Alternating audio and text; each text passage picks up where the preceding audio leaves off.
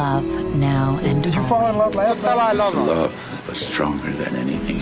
For the love. And I love you more than anything. There's still love. From the New York Times, I'm Anna Martin. This is Modern Love. In this week's essay, Ari Diaconis writes from a place of deep physical pain. He has a chronic illness, and he's trying to figure out what his future looks like, with the career he's put on hold, the daily chores he can barely manage, and the woman he really loves, but can't show up for anymore. His essay is read by McLeod Andrews.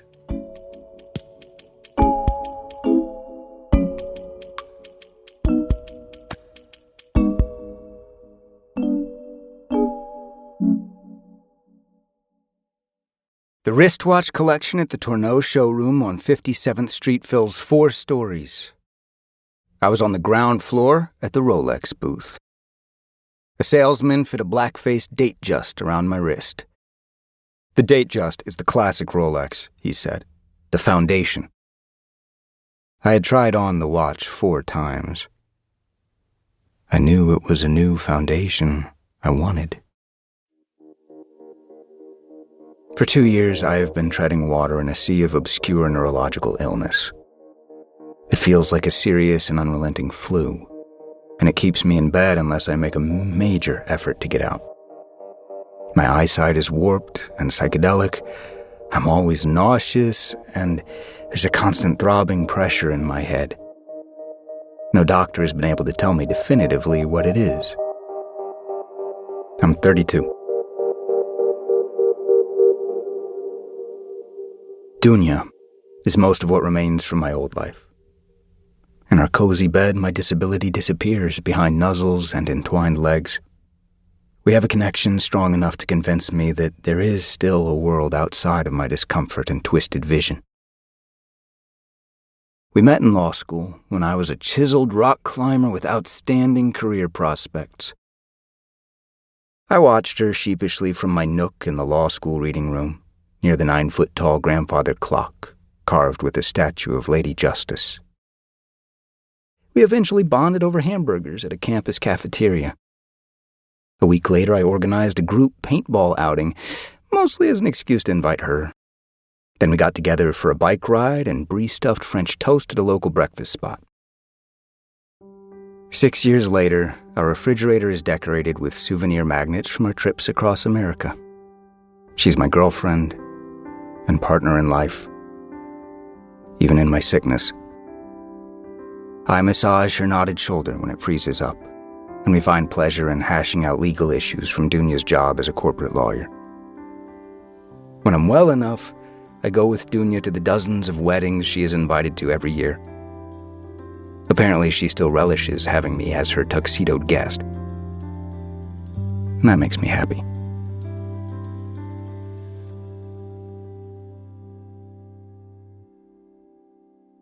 These watches keep time perfectly, the salesman said. I was coming off a month of almost constant bed rest. I was antsy and overcome by a compulsion to do something. Stomp my feet, scream, buy a wristwatch, anything.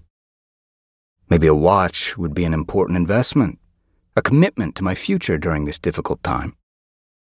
Just do it, I told myself. Do something.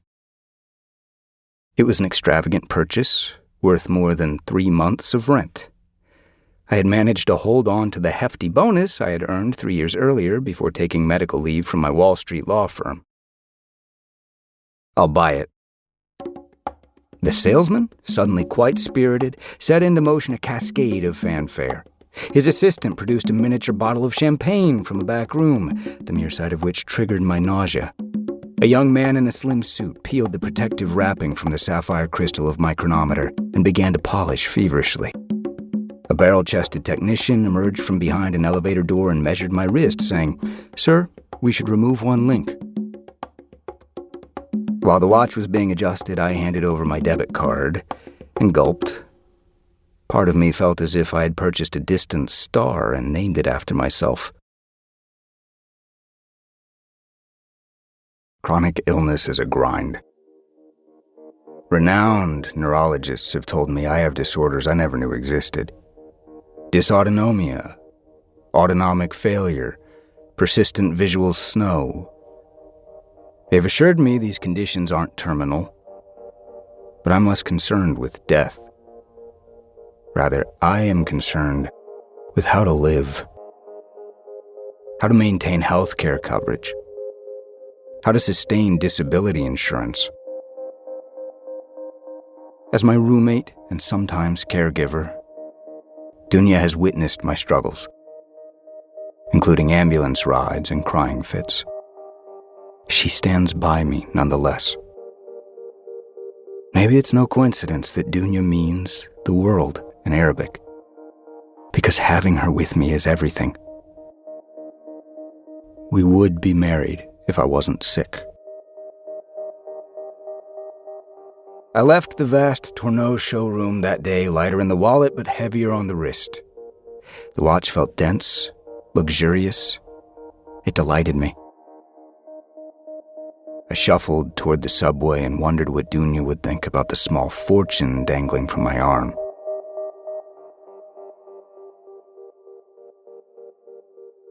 Our bedroom is a cloud of freshly painted white walls, soft sheets, and warm bedside lighting. This is our hideout, a treehouse floating above the pandemonium of New York. You're still the smartest and most handsome man I know, Dunia says to me in our hideout. I'm proud of you. Proud of how you're handling this. Then at other times she's lost to me, behind an invisible wall of uncertainty and fear as we talk about the future. A load of laundry overtires me. I can't imagine the marathon of work, parenthood, and homeownership. Lately, I have thought that the best thing for Dunia would be for me to leave her. It would free her from the burdens of a disabled partner, provide her the opportunity to find someone new and healthy to build her life with.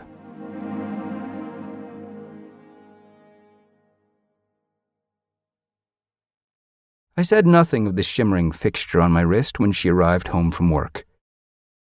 "Wait," she said. "What's that on your wrist?" "It's so beautiful," she said. "I fully support this. You deserve it."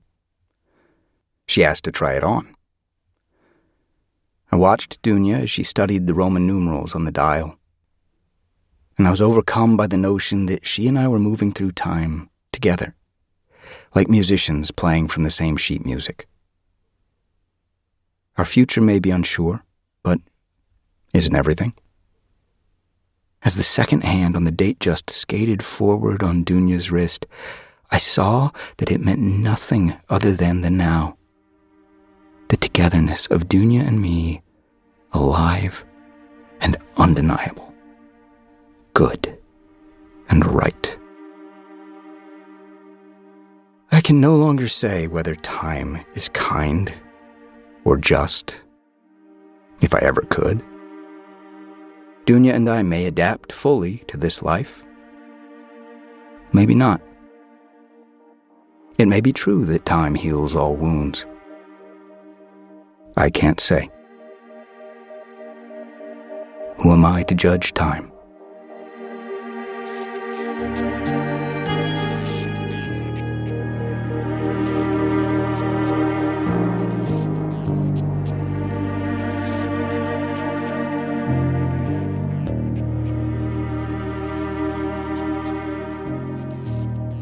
Ari Diaconis died in 2018.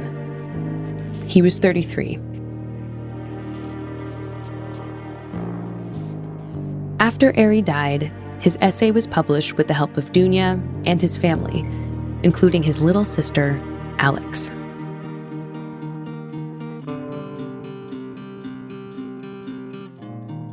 Ari's younger sister is a lot younger. There are 7 years between him and Alix. Alix's childhood memories of Ari all happen outside, climbing trees, playing frisbee, summers at the swimming hole. Growing up, Ari was kind of Alix's idol. Everything he did, she'd do too. Ari was a drummer, so Alix learned to play drums. Ari got into filmmaking, and Alix studied filmmaking in college. When Ari moved to Brooklyn, Alix moved just 10 minutes away. Alix says when they were growing up, it was instinctual for her to look up to Ari, just like it was instinctual for him to care for her. Alix? Hi, Anna. Tell me a little bit more about what Ari was like as an older brother. Was he like a protector? Did he tease you a lot? Was it a mix of both? No teasing. None. I was way too sensitive for that. He was very, very protective of me. And in a quiet way, though. He would not ever be overbearing. I remember my dad, myself, as a probably 2-year-old, and Ari were going on a bike ride. And my dad had me in the little baby backseat carrier on his bike and didn't have a helmet on me. My dad didn't put a helmet on me. And Ari, who was 8 years old, probably maybe 9, he looked up and was like, put a helmet on her. And I actually fell off that bike and cracked the helmet and was fine. Wait, so your dad did put a helmet on you yes. after Ari said, as a 9-year-old, put the helmet on my sister. Oh, yeah. And then you did fall off the bike, but you were okay. Yeah. My dad told that in the eulogy at Ari's memorial, and I was like, oh, wow. I realized, I was like, he actually saved my life, possibly. Wow. 2 years before Ari died, Ari and Alix went on another bike trip as adults, and not just any bike trip, a 3,000-mile Florida to California bike trip. Ari was sick at the time, but he was determined to push through. And the only person he wanted by his side was his sister. Alix and I are going to talk about that bike trip after the break.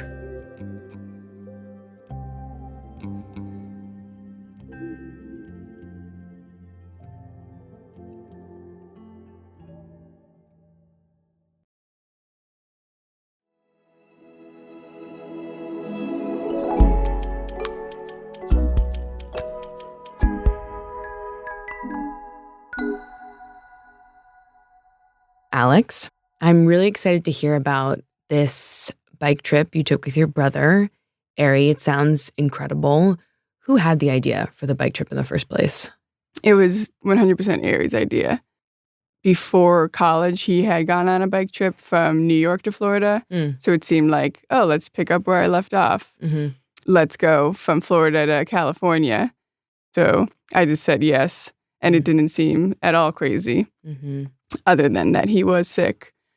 At the time, a lot of doctors advised him to exercise to help with his illnesses. So I think this was kind of him being like, let me exercise and also spend time with my sister and go across the country. So you get on the road, you kick off the trip. Tell me about sort of how the two of you were riding on this road. Yeah. It looked the same for 3,000 miles, which was us on the road with the same exact bike, but his was bigger. And he was behind me the whole way. When you do long distances, you often draft off of the strongest rider. What does that mean, draft? You get as close as you can to the bike in front of you within a few inches, and it cuts the wind for the rider behind. And so he was drafting off of me. And maybe from an outsider's view, this big, strong man, it would typically be the opposite, but it's because, he was actually weaker. He would tire easily. So he drafted off me the whole time. How did the route affect Ari's health? There was one moment where we're out in the middle of nowhere and it was like an 80-mile day. And I think he literally just screamed in pain and pulled over and just laid down and his head was just like exploding. And he looked really sick, really, really pale. I think my mind would freeze at those moments. There were some times where I would try and instinctually try and flag someone down. And Ari would be like, don't, no one can do anything. It was a panic, total panic. And we didn't have phone service. No one was around. So I just was dependent on him to hopefully feel a little better and get back on the bike, which he did, pretty shortly after. And it's hard when, he's the person I would go to for help and support. And when that person is collapsed at your feet, it's really scary. Tell me about the end of the trip when you arrive at your final destination. How did that feel when you finally got off the bike and the trip was done? The last day was not a joyous day. It was a relief to get to San Diego, but it was the one day Ari and I got into an argument on the whole trip. We were frustrated and having trouble, entering the city with directions, and he was frustrated, and it was very unusual, and I was confused. He started pedaling another direction, and I started pedaling another direction. It was very dramatic. And he turned around and gave me a hug and just said, I'm sorry. I thought I'd be feeling better at this point by the end of the trip. And that was heartbreaking to hear. I knew he had hoped it, but he really felt it, and it was hard.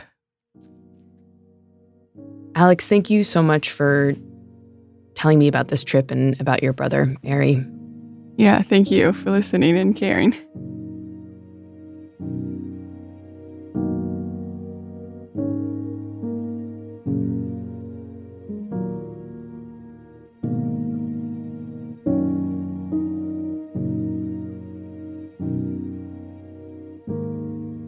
Alix made a beautiful website for Ari's memorial that has a bunch of photos from their bike trip.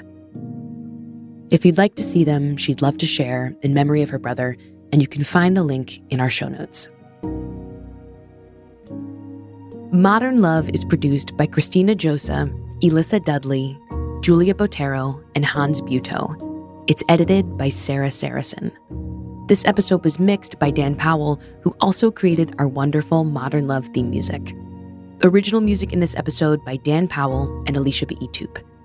Digital production by Mahima Chablani and Nell Galogli. A special thanks to Anna Diamond at Autumn and also to Alix Diaconis. The Modern Love column is edited by Daniel Jones. Mia Lee is the editor of Modern Love Projects. I'm Anna Martin. Thanks for listening.